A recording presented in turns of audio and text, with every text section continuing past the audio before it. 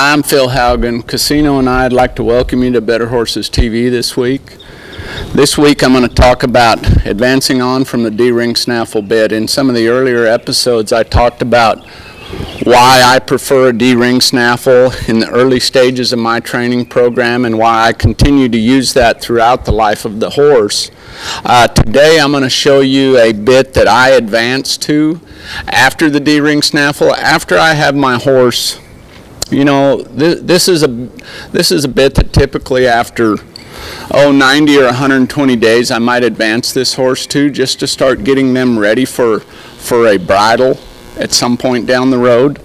So with this particular bit, and you know, there are a lot of really good trainers out there, and they all have similar but different programs, and there's nothing wrong with that. And the same with you as riders. Everybody out there is a trainer. If you're riding a horse, you're training a horse, and bits definitely have some advantages and disadvantages, but at the same time I always remember that it's not the bit as much as it is the signal that you send and the feel.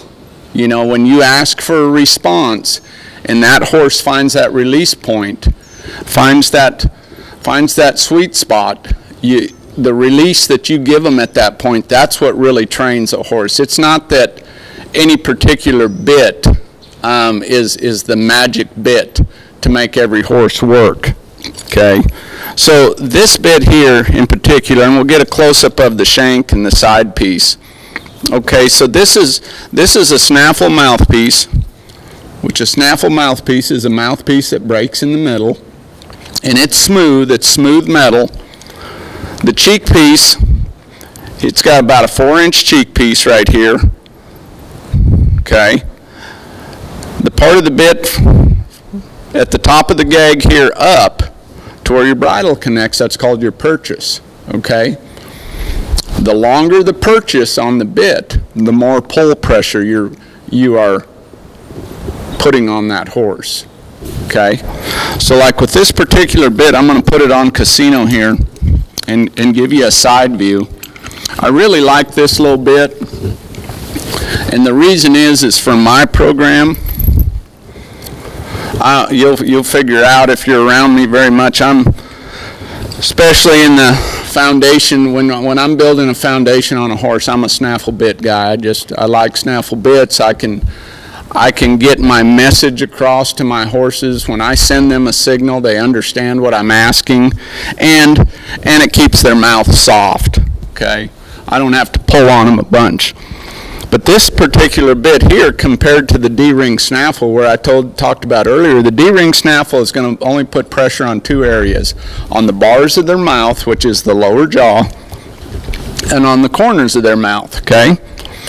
Well, this particular bit right here, we're always talking about sending signals to our horse. Okay, we ask for responses in our horse's body through their mouth. Okay, so we're always sending a signal to this horse's mouth when we're asking for a response in their body, whether it be a stop, back up, turn around. So here, when I put some pressure on that rein, I'll step him sideways so you can see a little better. When I take the slack out of my rein, look and see how that starts to, right here, how you start putting some pressure on this pole up here. Okay. The shank of the bit is putting pressure on that mouthpiece, which in turn puts pressure on the bars of this horse's mouth and in the corners of this horse's mouth. So compared to the D-ring snaffle, this bit here sends an additional signal, which is right here, where you're putting some pull pressure on this horse's head. Okay. What I like about this bit is the way the curve of the shank. The more this shank is curved, the more friendly that bit is to the horse, the less sharp that signal is. The straighter this shank is right here, if this was straight down, the sharper that signal would be.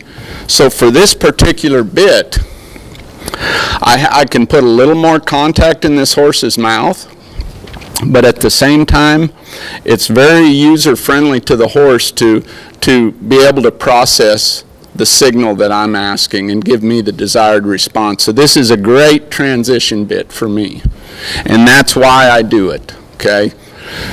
So I'm just trying to help you get through the transition phase of progressing a horse in their training, okay? And this is the reason I use the bits that I do.